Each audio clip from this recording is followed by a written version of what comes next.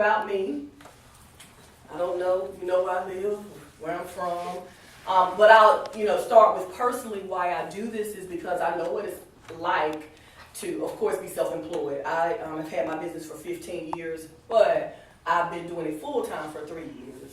So I taught at the college level for over, 13 years of college experience teaching at the college level. My background is sociology, and I do have a certificate in financial planning from Wake Forest, but I went to my undergrad degrees from A&T, A Pride, in sociology. My master's is in sociology from NC State, and now my PhD in leadership studies from North Carolina A&T.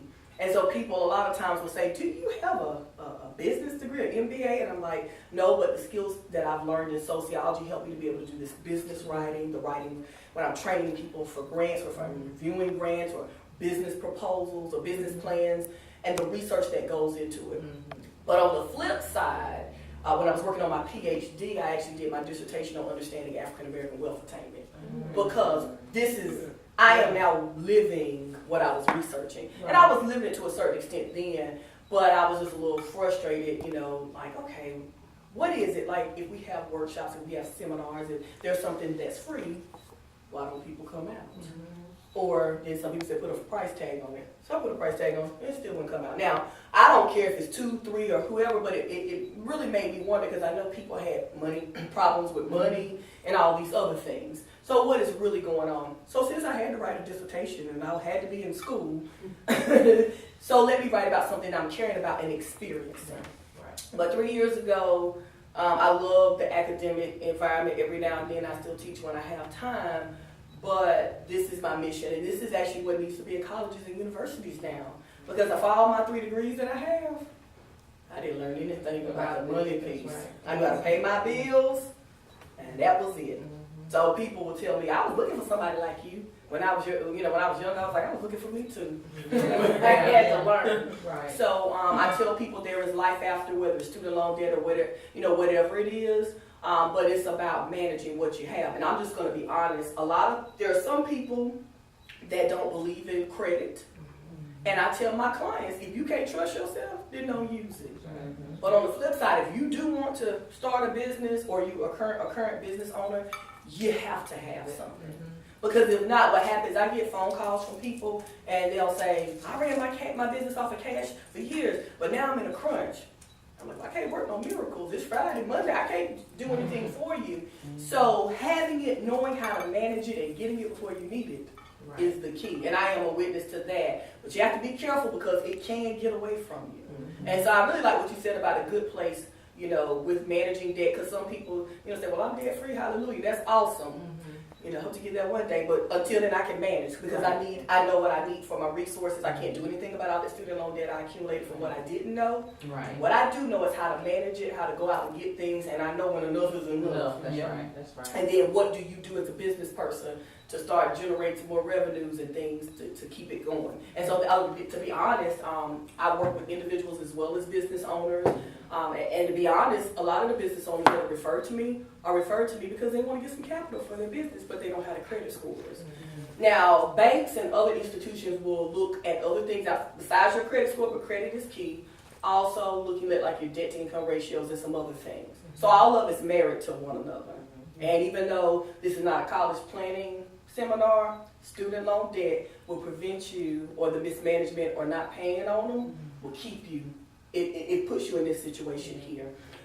If you have government loans, or if you have student loans, particularly with the government, and you decide you want to start a business, you will not get a loan from the government. You will not get a house, especially if you defaulted. The government's not going to do anything for you, and neither is anybody else, pretty much. So the key is getting back on track. But anyway, that plays into this. So that's just a little background, but feel free, again, to ask me, anything, but I'm passionate about this. I know what it's like to want to do better, but you don't even know what questions to ask. And then there are a lot of scammers out here that we'll talk about, so who can you trust? Okay? So, anyway, that's a little bit about me. I don't plan on going back to school that I know, but I do love to learn about these kinds of things. So I do workshops, seminars, as I mentioned, individual coaching, working with high school students also to get this information, and of course college students to be able to, when they walk out with their degree, they have some other skills that they can really capitalize on what they've learned. Because it's a shame when you go through so many years of college, you got debt, you can't get a job because of your credit score. That's right. That's the world we live in now. That's right. Yes. So anyway, so some of the things that we're going to talk about today is understanding your financial situation. Because when it comes to business and finance, I'm sorry, it's not sexy, it's not exciting. Well, it's exciting for me, because I like to talk about these things. But people are excited about the credit, but not the managing of it. All of it's married to one another. So if you don't have a business yet, or even if you're a business owner, if you don't have a business yet, this is your time to assess what's going on. And it can be a good thing. I tell people running away from something is not going to make it better. You know, but understanding your situation, having a plan, and I know there's a lot of embarrassment that can come with finances. You know, I can still get mad with me about stuff I did years ago. I'm like, it's over. You know, then I have to say, let's focus.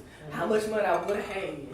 Lord, if I'd have saved that money from 1997, I'd be, you know, but then I wouldn't care about this as much either. Right. But it's about, but you have, the good thing is you have time, and time is going by fast, but you have the time to do it and do it right. There are going to be challenges in itself that come up. You know, the best thing you can do is be prepared, but the number one thing that I see with business owners that I work with is this piece right here. I'll say, do you have a budget? They'll say, no, I don't need that, I just want some help with my credit. A little bit later on, you don't know what to offer creditors if you don't have no budget. And sometimes people will agree to payments and terms out of fear. So my motto is be proactive. Let's look at a budget. Let's see what you can actually afford to start making payment arrangements. Otherwise, you're just in a vicious cycle. Worst case scenario, if your budget shows that can't afford to make additional payments right now, so what? They'll just hold on some more. They've been holding on all this time. Let them hold on till you get some stuff straight. So anyway, that's my 2 cents worth. But what is your credit score? We're going to talk about that. Do you understand how to budget? Understanding the relationship between your budget and your credit score, and understanding how your personal credit can affect obtaining capital for your business. And we're going to also talk about how to build business credit. Okay? So, talking about a budget, you know, again, basically, how much does it take for you to live?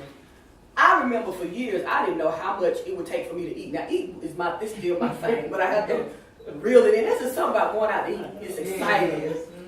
You know, it keeps, you know, my great aunt talks about how she liked candy to keep her company. I thought that was the funniest thing. I was like, you know what? Is that what food do? You know, a good plate or something. Like, what I'm going to eat on TV? And I'm just excited. Maybe too excited. But a lot of people, to be honest, that's one of the number one places where they spend all their money.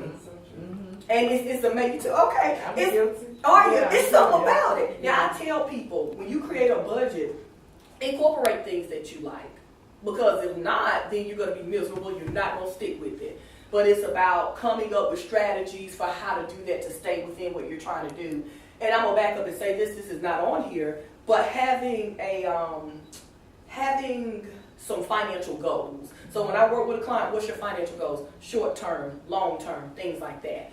Because I know for me, I didn't have any goals past paying my bills. Right. But when you're like, I want to go on a cruise, I want to leave this job, or I want to do this, or whatever it is you want to do, or even if it's I don't want to be broke at Christmas because I'm spending all my money, then you can, whatever your goals are, that'll help you to be able to have that in your budget. It's sort of like with companies. We all work for a company, somebody, and they all have budgets. And so they have line by line how they're going to spend their money. And so our budget should be the same way. So whatever you bring in per month, every other week, however you're paid, what's your bottom line? Okay. In that bottom line, you want to make sure it's called, spending it all up. But in there, you should have a column for savings, whatever that is. I tell people, I don't care if it's $10, just getting habit. It's the habit of doing it. Because if you don't get in the habit of doing it when you don't have, you're not going to do it. We have money because you don't. We do what we do. Right. People say, if I just had some more money, don't get me wrong, more money helps, but it doesn't when you don't have if you get a windfall, what's going to happen? You don't know what to do with it. And so then people end up in worse situations, like that. So again, it can include your living expenses, food, household, and personal items. In some other workshops, I focus more on budgeting. I talk about like some of the strategies to use, like the envelope method, different things like that. And whatever works best for you. I have people that use apps on their phones and different things. I'm a paper and pencil kind of girl still. I have mine in Excel, but I still keep my receipts. I still calculate in Excel because I will get out of control. You got to know yourself. Plus, I know what my goals are. So my financial behavior not only affects my personal household, but what I do in my business. Because I know I want to have enough credit or whatever I need to do to be able to maximize if an opportunity comes. So you want to start thinking about what your financial goals are. That will make you see things a little bit clearer. You don't want to spend money that you don't have and say, okay, I'll probably be able to do this. I'll probably make that. I don't spend money I don't have. Even when I have a new client coming on board or they go into a contract, it don't exist till that money go through PayPal. I get that cash and that check goes through. Because in business, a lot of times it will happen, especially when you're dealing with individuals. And life happens. Yeah. So you can't help that. So I'm understanding with my clients, but already on the backside, I better already have a plan in place so I can continue to move. You know. So anyway, this is a rhetorical question. You don't have to answer it. But, think about, do you know how much it takes to run your household?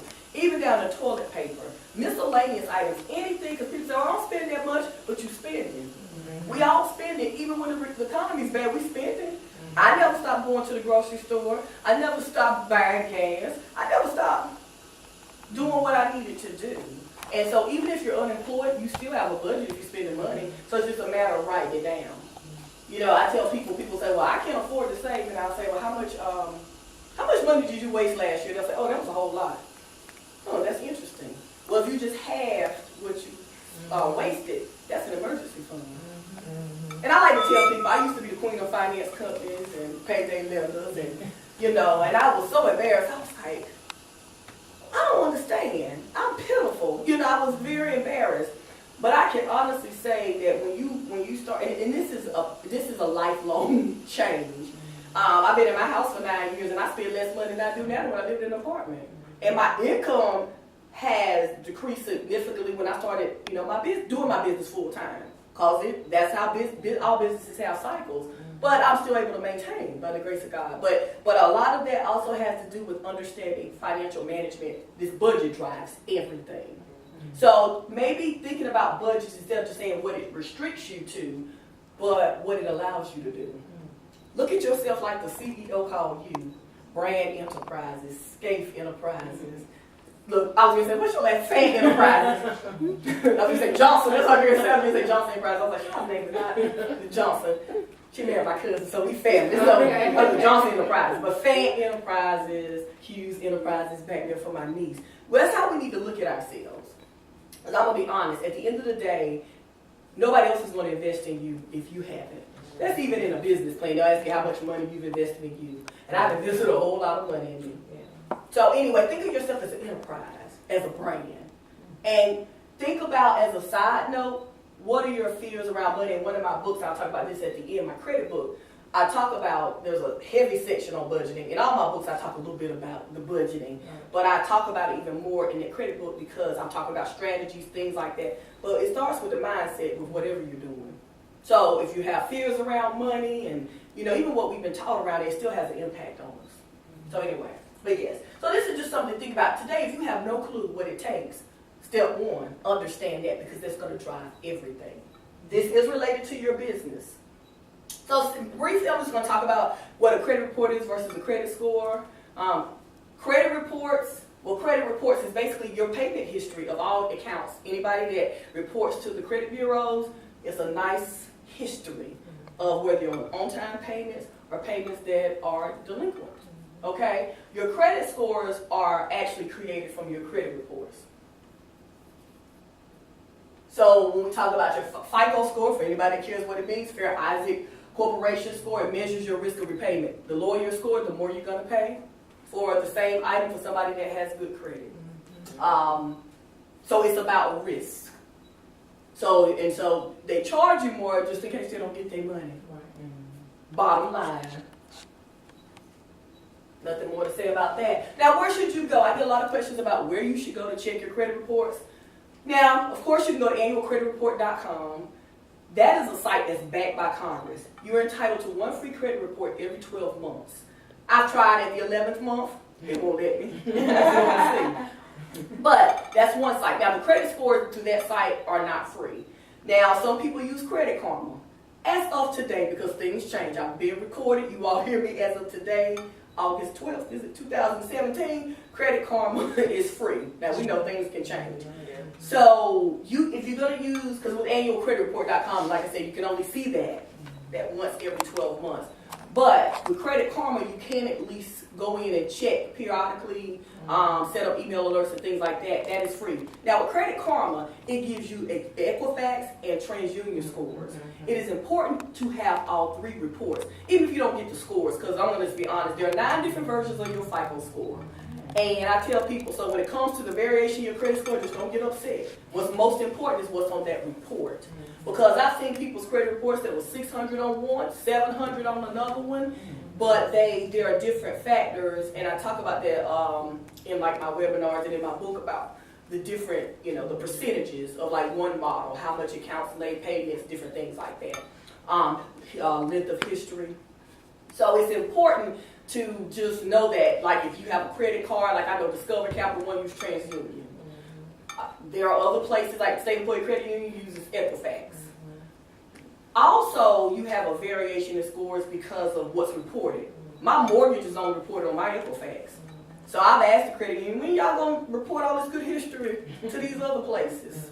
And they're like, well, we're thinking about it. So for you all, and if you're getting a mortgage or something like that, they have their own people, their preferred one. And then sometimes they take the middle score. But don't be surprised if, you see that score on Credit Karma and then it's different at the mortgage, your mortgage lender has something different. It's just their scoring system, that's it. We can't do anything about it except learn the game. So like at the end of your credit card statements or something like that, you may see something that says version 8. I was looking at something, I think my Experian report, though, they emailed me an alert. And so I was looking to see, because it'll tell you if there are changes, increases, decreases. And I looked at the bottom in small right and it said version 8. Whatever, I'm just looking at my report to make sure, everything was correct. 1 month is like your score dipped 2 points, or it increased 3, or did this. I'm really concerned with making sure that's right. Nobody has done anything. And that's what we really should be concerned with. I mean, scores are important to a certain extent, but again, what's on there is most important. Okay, here's a true story. Like if you have an 800 credit score, somebody asked me one time they had an 800 credit score. Wells Fargo would not give them a loan because they had a charge-off. Anybody gonna think, your bank is not gonna give you any money with the charge-off because you're a bank. Right. And I know that from experience as well. I was able to still get into my house. My credit score was back in the 700s at the time, and I still had one charge-off that was waiting to fall off. So Wells Fargo gave me a loan, but at a higher interest rate. And then I was like, why y'all give me a loan if my credit union me there? I don't want to know. And they said, because you have more going for you than not. I was like, oh, that's good. Because I did. The credit union, I have my money at their bank. But I get it. So, but at the end of that year when it fell off, I was all ready to file a dispute.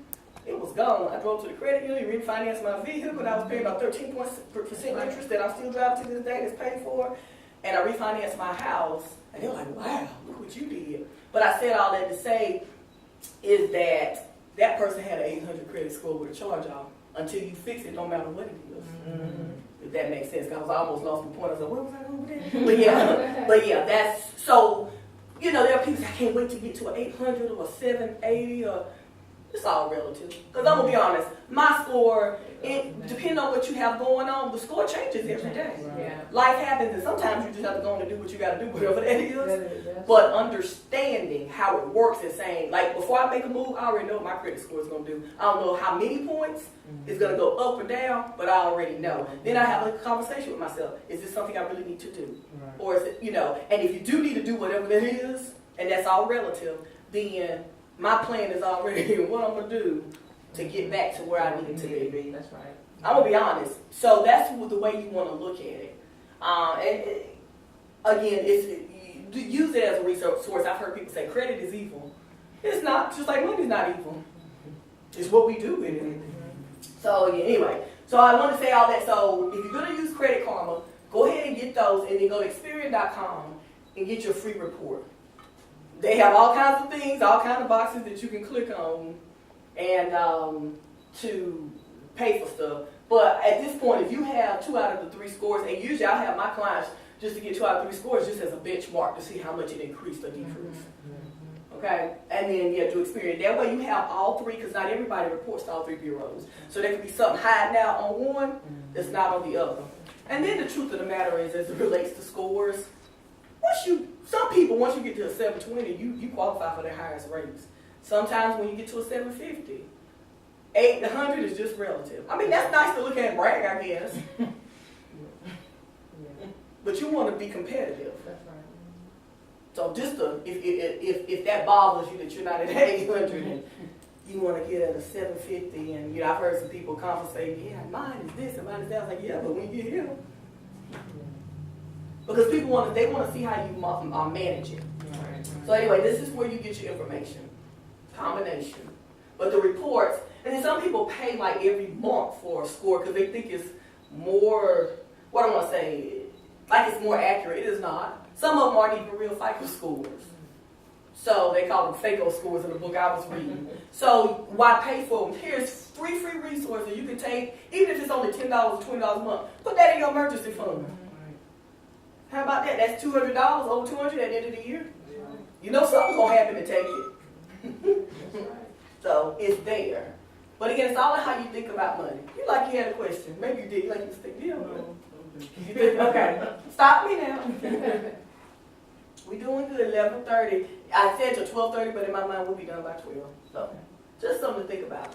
So let's talk about some tips for improving credit scores. What's the use of talking about credit? Nobody's going to tell you, give you any tips. So again, there's that budget again. And that's going to be important for a couple different reasons. Looking at what you can take care of if you have credit issues, setting some money aside for emergencies. Because a lot of times, there are things that happen to us that we can't help. There are people I've met that have developed cancer, been in bad accidents, and they couldn't help it. Now, what's interesting, you know, people tell me, yeah, but I was making some dumb mistakes before then, you know. We still need. So, but there are some things we can't help. But the majority of the time, the stuff we can help. So following that budget will help you to say, okay, I have a plan over here, a plan over there. Or when times get hard, you can say, well, I do have this cash. It's amazing. I'm sure we could all attest to knowing how to stretch when you need it to. And so you still want to be able to live a productive life, but still being able to stretch, you know, and it's there. And that'll take you far. So then using credit cards properly. My favorite rule that I learned in my late 20s, the 30% rule. Don't use more than 30% of your available credit limit on your credit card. Now what happens? So let's say I can't count y'all, so y'all have to help me in my head. I need a nice whole number. Let's just use this. Let's say you got a small limit. 20%, I had a figure in my head. What's like 30% of 1,000? I don't even tell you what the figure is. But anyway, whatever your limit is 10,000, no more than 30% of that. Now, does it happen that you have to go over? Sometimes yes. So this is my model. I'll tell people if I have to go over 30%, I'm maxed out in my head. I am very uncomfortable. I could have several $1,000s left. I'm very uncomfortable. Because I understand the other side of it. Right. How if you're not careful, you're going to run all of that up again. But I understand something different now. And I tell people, this is an interesting way to look at it. I like to get in bed with it, but don't get comfortable. Right. I'm not comfortable. I use it, but I don't, because I know how to treat you when you can't pay me. That's right. So I respected it, and I wanted to respect me in return, if that makes sense. Yeah. So 30%. But even if you go over 30%, now when you go over 30%, your score does start to drop. So let's say if you're at 50% but can get it down to 40, it's still going to go up because it's better than 50. Yeah. Does that make sense? So you do what you can, because the scoring systems don't see a difference between a zero balance and 30%. That's what's interesting.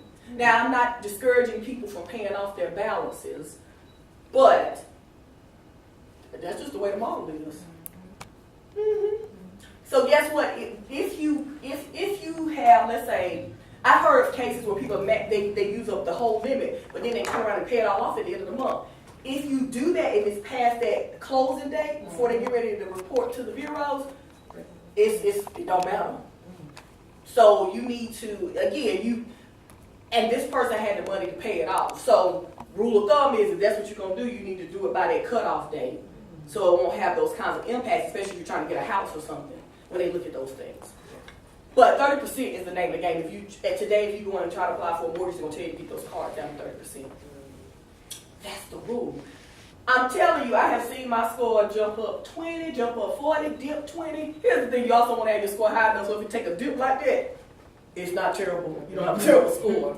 I was like, look at that. Yeah, I knew. You know, that kind of thing. But you understand the game. when you understand the game, they'll keep sending you stuff too. Yeah. So, you have to look at, make decisions, even understanding credit. I remember a year before last, I was like, got enough cards, I don't want nothing else. But one of the companies sent me one that had a 0% interest rate for 18 months. That's almost 2 years. Let me look online and check them out. Sure enough, it was, it's because I had been responsible and I had some debt. Let me go on here. Because then I was like, God, it's going to be an inquiry, credit inquiry. I'll talk about those in a second. That could be 2 or 3 points. That's worth it. Put some stuff on here. So if you do have credit card debt, as a side note, if you have a higher interest rate, don't want to pay no interest, then you take a look at those offers or call the people you already have cards and say, what y'all have going on? I sure do. Or what kind of promotions if you need to get something? And they're like, oh, we have 0% interest rate for a year for this, that, and the other. And that gives you time to pay that money you would have been paying on interest to pay it down. Yeah. That's the mindset again. Make credit can be your friend, but again, it's almost like, I guess a gun or whatever. It can help you, but it can hurt you too. Just respect it. That's right. Yeah. So anyway, 30% rule, I'm telling you, that's the quickest way to make your credit score increase or decrease. And I'm not one to be talking about, okay, make your credit scores jump real quick, but this is just what it is. This is the way the system is. Your credit score will dip when you don't use credit. When I was working full-time, I didn't have no need for no credit cards. I had them, but I was like, got in trouble with them last time. No, I don't want them. I was like, my score dipped. Oh, well. But again, when I started using them more, because again, I'm in business, and cash flow is king. That's another thing business owners or aspiring business owners don't always understand. Cash flow is king. So whatever I got to do to protect my cash, if I have to charge something that I can put on a credit card, because again, I might have clients that owe me money, maybe it hasn't come in yet, maybe it's a slow month, whatever's going on, my mortgage has to be paid. Yes. That money needs to be in the bank. If you have any type of loans, that money has to be in the bank. Cash flow is king. So my mind is always, how am I going to increase my cash flow or manage what I have? Because I'm not going to be paying anything late. Does that mean I have to cook it? That's another thing when I go to my budget and at the end of the month I'm saving up my receipts and I guess I'm going to cook tonight. Or if I decide I just don't want to, but then I tell you what, maybe I go pick up a sandwich. Do I have a coupon? It changes your thinking. Right. And if I'm going to sit down and spend money on a nice meal, I want to be able to enjoy it and know that it was all right. But at least if you're in a hurry, you can't do it, you think of alternatives. Because it shows changed my attitude when I was like, yeah, all right, just set me straight for this month, that kind of thing. And then again, but I'm always thinking about the business side because I have to do my income statements for my business, my personal, and, again, sometimes, you look at the business, okay, I pay myself from the business, it's different kinds of things, but all those things, I'm always thinking that. So maybe I can't fly to the Bahamas this year or Jamaica. I'm going to get to Myrtle Beach in a couple of weeks, but like last year I didn't go to the beach or anywhere, or I wanted to, but it was a sacrifice I decided to make when I did this. So I sacrificed that, but I gained freedom in other ways. So that's the thing. So when I think about it, you have to take this $200, $300, whatever it is for whatever that thing is. If you really want to do it, so be it. But then I look at it too as that $200 or $300. I might need some tires. I did end up needing some tires about a month ago. They didn't even know they were slick like that. Right. So I was like, I called up Sears. I was like, what kind of special y'all got going on? Because again, I had to preserve my cash flow. And it's like, we have a 0% interest for 12 months. Starting July 1st. This was maybe mid-June. I was like, yeah, they'll be all right there. July 1st, I was up there getting my tires. And went on about my business. So again, that $400 extra, they had just extended my credit line an additional $900 for being a good customer. And even if you're over that 30%, if you're managing it well and not close to being maxed out, they'll still do things for you. So this is a side note too. Another way to use your credit card, just call them up if you have balances. What do y'all have going on right now? Those types of things, just to see. Yeah. So making payments on time, that's key. If you have that history, actually one of the versions of the credit scoring models penalizes people that have good histories more if they miss a payment than others who don't. I don't think that's fair, but hey. Again, it's about us learning the game. So cash flow is king. To keep that from happening, you got to look at that budget, and again, I'm very clear. I got to have what are my cash resources looking like. And again, what do you put on that credit card? And then what actions are you gonna take to either, if you don't have the money right there to pay it off, or to generate revenue? If you're a business person, what kind of marketing, what kind of things you gotta do to keep it moving? Or if you work for somebody else, what kinds of opportunities for overtime, or even looking at your budget? Because there's one thing, let's say you look at your budget, you reduce 9 expenses by $9, that's $81 right there. A lot of people find money in that budget. So, but it takes creative thinking. Okay? We have a lot of what we need inside of us, but we take it for granted until we're like, oh Lord, that source of income or whatever it is dries up or whatever happens.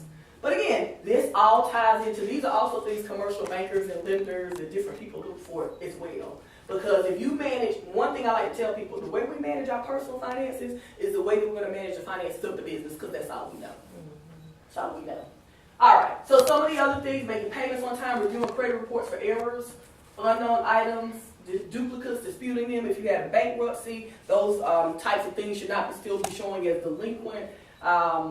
When I talk about duplicate items, and I mentioned charge-offs before, let's say Discover was charged off, and Johnson Collection Company was sold to them. Well, if Discover and Johnson Collection Company still reporting, that's a duplicate. And 9 times out of 10, usually when you call the original company, they don't even have it anymore. So guess what? That needs to come off. That actually was something that happened many years ago in my credit report. I was like, when I started learning. Yeah. How many, you may have 3 or 4 of those kinds of things on there. I know people that say they know they got all kinds of old stuff on there. Well, let's get them off. Stuff like that. So there's a whole list of different kinds of things to look for. But again, if somebody else's name is coming up and things like that, you want to be careful and call the bureaus and say, hey, this is not me. Somebody could use your name, or it just could be a mix-up. Like, there are a whole bunch of Andrea Johnsons out there, and some of them like to get in trouble. So let me ask you a question. Say you have like a student loan in comparison to a card charge-off. Is it the same amount of time that it stays on your credit before it rolls off, or? Great question. I'm going to great years. Great question. Charge-offs, credit card, 7 years. From the time it was first reported delinquent, that's for most debts. Student loans, I don't know if you owe the government, it's just, I'm just going to say it's just a scarlet, I'm saying scarlet letter, it's a big X on you. Like, that's not going to drop off after 7 years. Like, that's, when you default on a student loan, that's a mark that's going to go with you. It's almost like, it's like not paying the feds. Well, they are the feds if you got government loans. Private lenders, I'm not sure if they work the same, to be honest, but the government loans, you're not going to get So one of my student loans, I think I only owe like $2,000 on them, but they sold it and they stopped billing me, right? But that hasn't prohibited me from getting credit. Is it showing up on your credit report? Is it showing up look, I don't want to get out of your business. So it doesn't sound like they sold it to another company.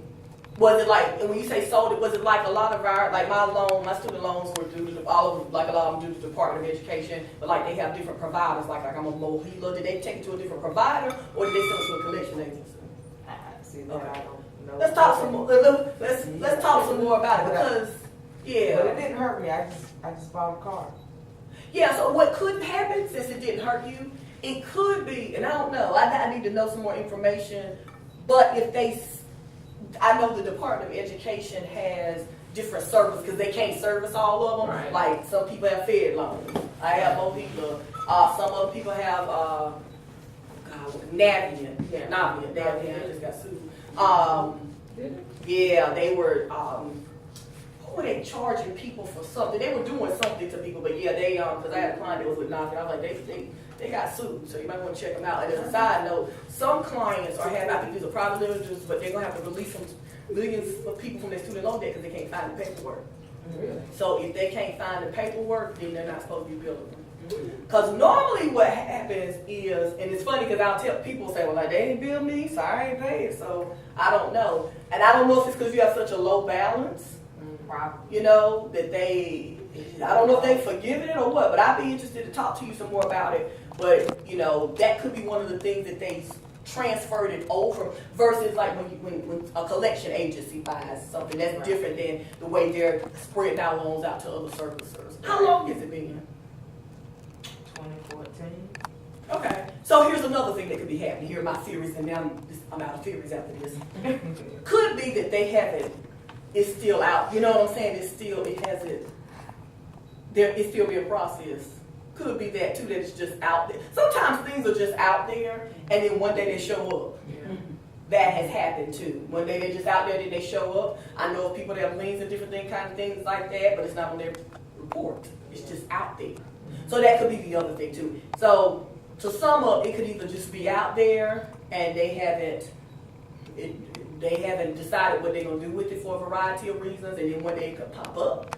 Or it could be that the balance is so low that they don't care. And I've never heard of people doing that, but when you talk about student loans, I really hear people having such a low balance, so it's a good thing too. It's one of the two. So if you want to, talk about it some more later, because what I wouldn't want to happen, I mean, it's up to you. Some people like I deal with it when it comes, but it could be that. Oh, they might have lost your paper. You might be one of the people that lost their paperwork. Yeah, I mean, the loan officer, he was like, your payment history is so, good that I'm not even considering it. So I'm like, hey. And you said, but it is on your report? Yep. Okay. Well, then there are exceptions to the, because at the end of the, so I'll say this too, I know I sound like I'm talking out both sides of my mouth, but I am. Because then on the flip side, depending on who making the decisions. Yeah. And then it may not be a federal loan. If it's a private loan, then that could be a difference too. Yeah. That makes a difference. Because private lenders may not, but when you offend the government, so you must not have a government loan. Or, because if you did out, my other theory was going to be they did off the paperwork. But the government is like, like I said, the IRS, you offend them, they're going to get you. Yeah. So that could be the other thing. Payment history, but I'm glad you brought that up because history matters. And then who you have your loan with too. Good example, interesting. If it ever pop up, let me know. But if it don't stop you from getting anything and it hasn't caused you any problems, but they're them government loans, it's just like you're not running from taxes. Yeah. But that's good to, and that's why it's important to have that good payment history because that'll wreck you. But yeah. But I'm curious if you find out some more about. Then after I asked you about it, see if I know the name of your thing. But you've been in contact. When you say the loan person, you talking about for your car? Mm-hmm. Okay, that's some of the student loan guy. Mm-hmm. So yeah, it's one of those things that yours might just be one that's got lost on top of it. But there is a, if y'all have private lenders, if I remember, I text you the link. They can't find the paperwork. So legally, they can't do nothing. Ain't that a blessing? I wish they lose money. They might lose your paperwork. You send me some paperwork. Yeah, because they can't collect, but it's millions of people that they can't. I don't know what they did with them. Oh, you gonna call and they find out? You send me my paperwork. Yeah, cause if not, that's what's going on now. So it's one of those things. But you said yours is showing up, but that's just a side note for people. Yeah. FYI. But that other thing, and I could be wrong. But I'm gonna say I'm 98% sure you must have a government loan. And if you do, you let me know. Because I want to learn. I think all mine was private. Okay. But you have a low balance and that makes a difference. Then depending on who you're dealing with, there may be some additional rules. Yeah. That they can, people then they can do what they want to do, but a general rule of thumb is that's what you want to do. But it's great. If you had a whole bunch of late payments, that would have been a problem. Yeah. So that is key to having good credit history. Because even I've seen times, there could be people that have a 600 credit score to 600s, but they have good payments but just have high debt. Yeah. And I don't want to minimize high debt, but you know what I'm saying? That totally different. It is. That's interesting though. Okay, any other questions? We talked about managing credit inquiries while we're on the subject of a car.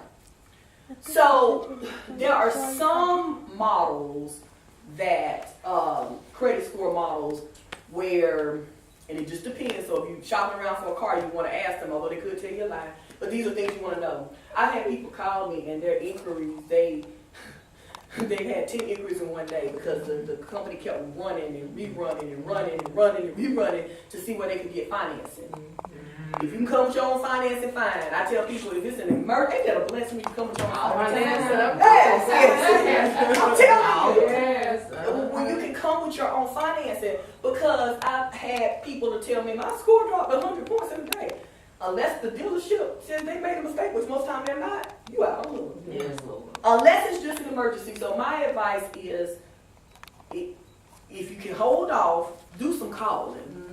Find out, I'm using a student loan example. Find out, hey, this is what I got going on with my credit. Don't even matter about the scores. Here is, because they're not going to use those anyway, but ask them about, this. I got good payment history. Just tell them what's going on. And that way it saves you from an unnecessary inquiry, if not. Because once that happens, now you got a lot of more work to do, and it could stay on there for, that's on, it's dipped down. Yeah. It'll stay on for 2 years. Yeah. So let me talk about hard inquiries and soft inquiries. Hard inquiries are when you give somebody permission to run your credit. Soft inquiries are when you look at your credit reports, or either that's what I want to say. When somebody's screening. Yes, they're pre-screening, they're courting you, and that's when you get all those offers. Yeah. Absolutely.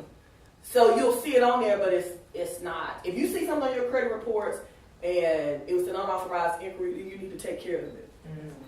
When you're getting a loan for something, they look at those, depending on, they're like, why do you have so many loan, inquiries in this time period? Yeah. So some people will say if you go and shop for a car, they may count within like a 14-day period as one, but you got to know which version they're using. Right. And then sometimes they might not know what version they're using. Yeah. But, some people are, I thought this and I thought that, but this is the way they look at it. And it's had devastating impacts on people.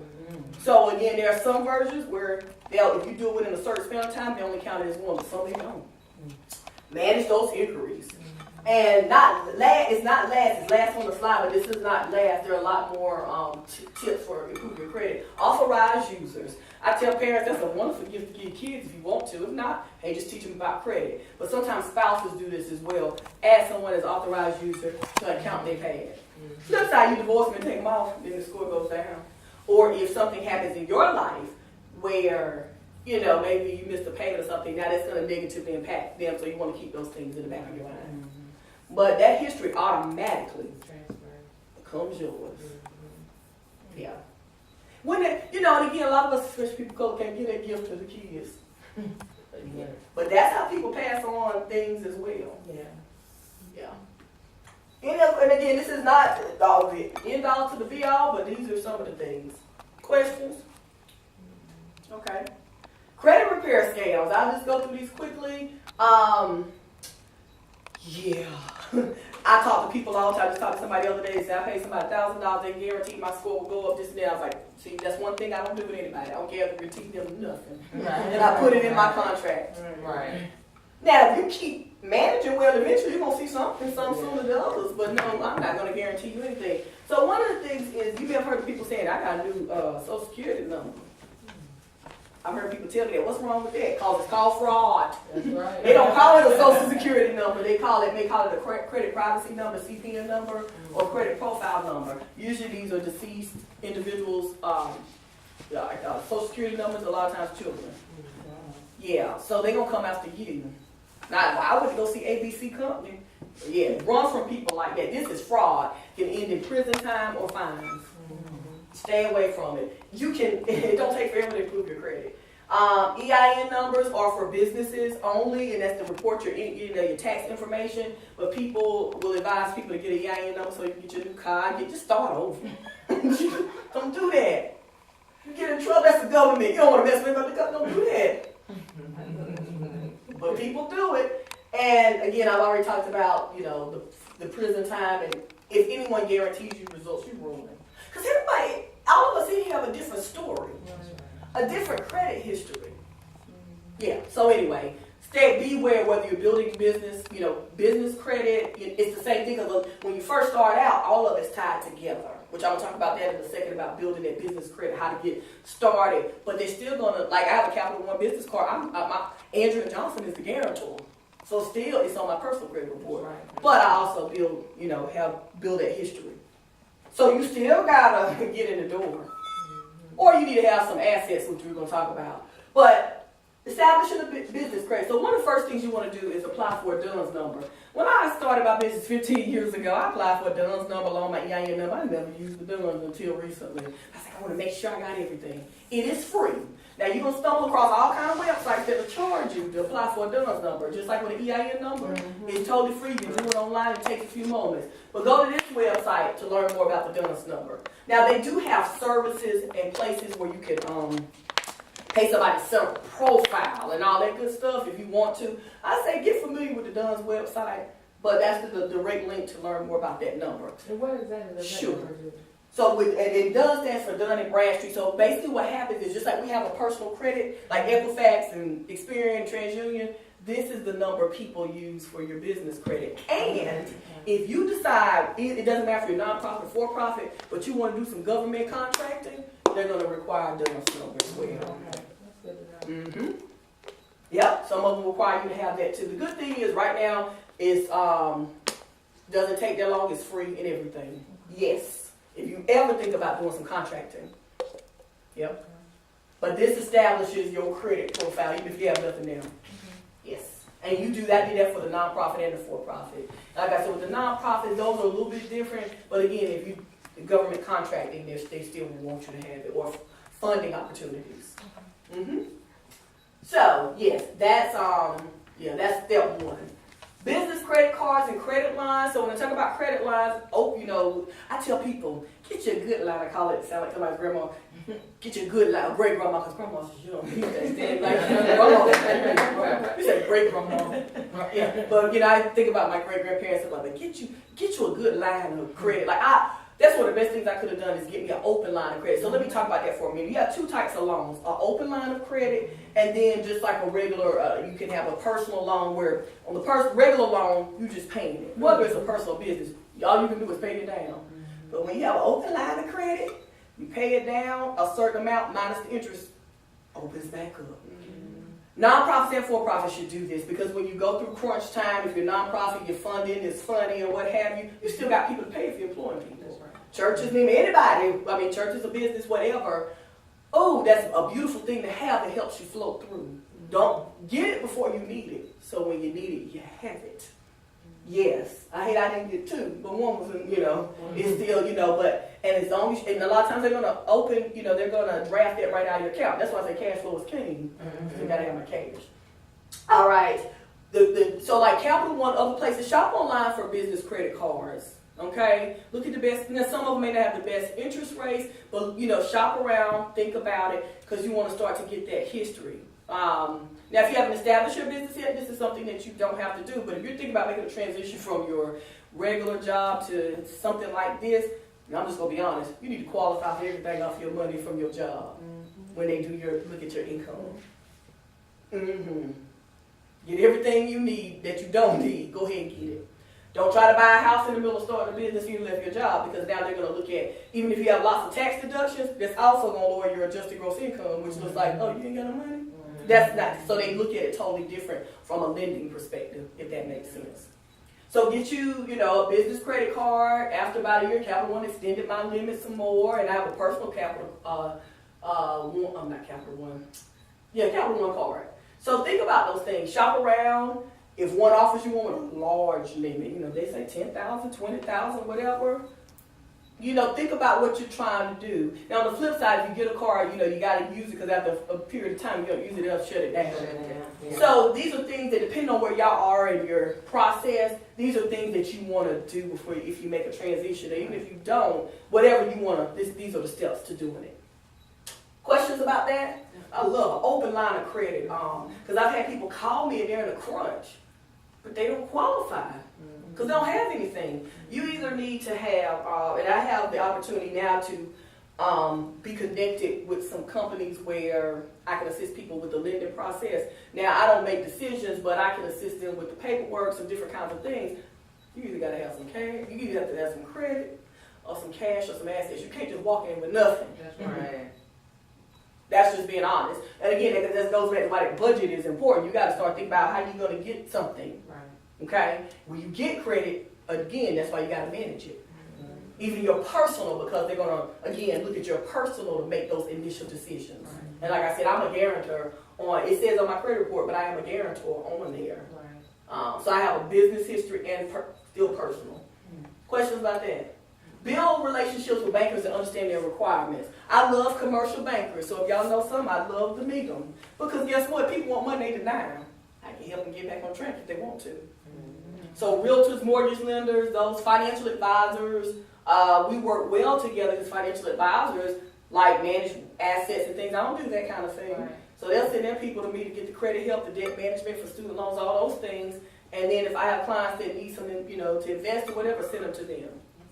So that's how you got to build relationships. But I love to go to banks and talk to people because they help me stay up on top of my game for my clients or if I'm doing a workshop or even for myself. Because mortgage lenders are going to look at things differently from commercial bankers. A mortgage lender may say, okay, you got some collections, you need to clear them up. Let me be clear. Medical collections they're not concerned about as of today. Right. Things change. But the commercial bankers, some of them that I know that my colleagues are like, well, that doesn't necessarily keep you from getting a loan through Right. us. We're looking at what you've done and how are you working it out. So at least before you need to go sit down and talk to them. And then and that's the other part about relationship too. So going back to something interesting you said, I've had people tell me that, there's a period may have not thought that this person needed a loan, but because they looked like they came in professional, did the best job they could, they still gave them some money. Relationships do matter. Relationships can trump some of this stuff depending on, there's a lot of factors. Let me just say that.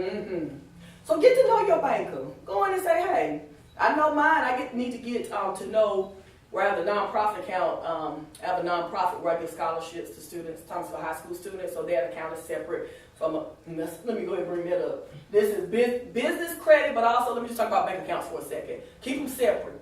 Like your personal need to be separate. I don't care if you are paying for things out of your pocket, still keep a separate bank account. Because what's going to start happening, so this does time to get business credit. If you go and apply for something, you're trying to get something off your business, they need to be able to see a history of deposits. Somebody pay me for a book or whatever, I go straight to the bank. I don't care if it's $10 or whatever it is, so they can see that. Now some people don't want to report things to the IRS, so they don't do it. But you see how those, on one hand, it may help you over here, but on this hand, if you're trying to get some credit, you got to show. Show that. That's just how it is. So I want every dime to count. So no matter now, if you got to turn around and take it right back out, that's fine. But it at least shows the transaction. That ties into that. Yeah. Just like it with personal. Again, you're trying to apply for something personal, they're going to want to see some receipts. They want to see some, deposit history or a pay stub or something to show that you have some income. Yes. And if you're trying to do off your business, okay, what kind of revenue you bringing in, whether it's part-time or full-time. Okay. Then another thing that they do is also ask for like the last 3 years of your tax statements, your income tax statements. So if you're working somewhere, again, you qualify for way more. So I tell people, you go ahead and qualify for. If you know you're getting ready, if it's going to be 5 years before you start your business, there ain't no need to do that now. But if you know you're getting ready to start doing some things, I got everything I needed when I was like, oh, this is what I'm gonna do full time. Go in there and get how much can I qualify? What you want? Now, let's just see. Let's run it and see what I get. Whatever I get, that's what I'm gonna take. All right. And because I know how business works. Right. And then I get mad because I have to use it. I have to tell myself I get mad. I'm like, I ain't want to have to use this, but that's what I got it for. Yeah. So I'll constantly have to battle that, again, managing it, but knowing why you got it, but still being uncomfortable with it. Hey. So yes. Let's see. So build relationships. Go talk to your banker. Ask them questions. Because then the pressure's not on. Then they get to know you, and you never know what other bugs they put in your ear. So I already talked about acquire capital before you need it. Here's some alternative sources too. So I mentioned those briefly. Asset-based lenders. You could not have the credit score, but you got some assets. Don't matter. You get what you want. Factoring, that's when you have a business and you have people that owe you money like accounts receivable. So you tally up however they request that you get that information, and that's another way. Now I know I talk about don't count money that you don't have. I just don't. But that's anyway. There are people depending on what, and I know they ask other questions about your history in some places. Here's another thing. Some people want to, like I was talking to a lender not too long ago, and they were talking about like if a business keeps like, I can't remember how many thousands of dollars in the bank each month after everything is cleared, then that's another thing they could qualify them off of. Cash flow, I mean, it's all married to one another. So credit score is important, but there are some other things if you don't have it. Well, a lot of people don't have neither. So again, we can't, we got to work, we got to get something. Then you have peer-to-peer lending and crowdfunding sites like Prosper.com and Kickstarter.com. I don't know if you heard about people raising capital, raising funds on these sites. So those are some other things. And then I have some colleagues right here in the area where they lend money to, like community, what they call it, community development financial institutions. I've done credit boot camps for some. I have working relationships with them where they'll send their clients to me when they have challenges like with the credit, the money management, need a business plan or something like that, 501c3 or whatever they need. But I have these working relationships with them and agreements in place, and then I do training for them so that their business owners can get these skills. Because some of them have been I've seen business owners that have been in business for years, they got a lot of revenue coming in. But then they had a lot of debt that they couldn't manage, and then on top of that, they weren't. So if you have a seasonal business, like some seasonal businesses like HVAC companies or like lawn, like landscaping people, different people like that. So you're going to be making money sometimes you're not. So a lot of times people don't plan, even accountants, tax season, but people don't, a lot of times don't plan for the lean times. So they just spend it all. But if you have a budget, go back to the budget, then that's going to help you all the way around. Help you get some additional capital if you need it because you're not spent out. When you're spent out, you can't pay bills on time. So now you're going to have to make payments. Right. So then even if you have relationships with the bankers, they still can't give you no money because you've been missing payments on everything. And you don't have any assets. So anyway, so those are some examples. I've already talked about scammers. Works the same way with businesses too. If you somebody say, I can scrub your credit. Scrub it, you scrub it yourself. All that means is doing the stuff I just said do. Those fancy names get us excited. Scrubbing it. The stuff that we talked about today. No offense to any company. But people get excited, and like I said, some people like the way I do things, some decide to go somewhere else where they just fix it for you. You don't have to do anything. I'm just going to be honest. You need to, even if you hire me, my clients, you gonna know something after you leave me, whether you wanted to or not. I'm explaining why I'm explaining this, and you have to participate. Even if I'm writing a letter to a creditor doing something, you have to participate. I say, how much you want me to put in here, how much you gonna, pay them. I don't know. I don't need. Let's look at your budget, that kind of thing. That's what a lot of credit repair companies, they just say, let's see what we can get off. And some of them, all they do is just file a whole bunch of disputes to see what'll fall off, whether it belongs to you or not. That makes my mortgage lender colleagues very unhappy. So one of the things they ask me for new mortgage lenders that I meet is they say, are you like those companies that just file a whole bunch of disputes for a client? And I was like, no, I'm not. Only will help them file a dispute if they tell me it shouldn't belong there. They don't like that. So see, a lot of this stuff can come back to haunt you. You go to apply for a mortgage and they see all these disputes, they don't like that. Yes. These are things that I learned from talking to people. So I always like to learn something. And vice versa, we're talking about credit, money management, debt management, things like that. And that's how I learn these things. I come and tell y'all. And I learn myself. And I keep that in the back of my mind because as I grow in different kinds of things, again, I'm no different from anybody else. But understanding how to be able to do this is you got to understand the game and how to play it. Yes.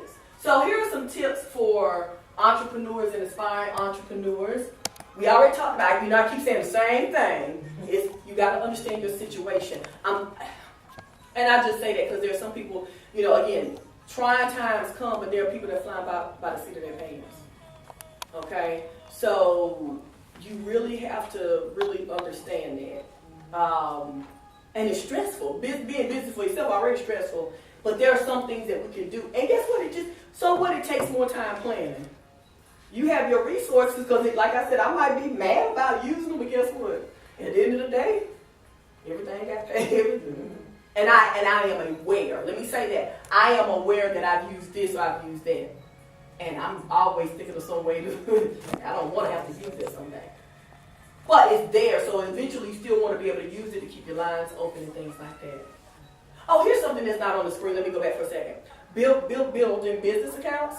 So a few other things you can do is like Office Depot. Let's say if you're going to be, if you're going to, depending on what kind of business that you have, you're going to have some type of account or something, but you need office supplies or what have you. You go to a place like Office Depot or some other places and open up, apply for like a credit line to apply for things.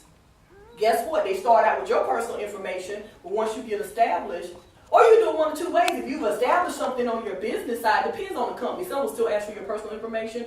Some will ask for your EIN and your social security number. If you have a history with the revenue, they may not ask you for that. But a lot of times it starts out with you, even if you're the guarantor. So having said that, that can be a line of credit. It might not be the cash that you could pull, but that's another way. You look at the kind of business that you have. Oh, you need inventory. Oh, you need this. And you go to those places. Hey, do you have a line of credit? And the other thing, too, is you ask them, do they report to the bureaus? Or, in this case, do y'all report this, the same thing to their... Now, Equifax, I think, they have some... All of them might have. I know Equifax. They have business reporting as well that you pay for to be able to see this much more expensive. So, anyway, you want them to report to somebody. Right. Okay?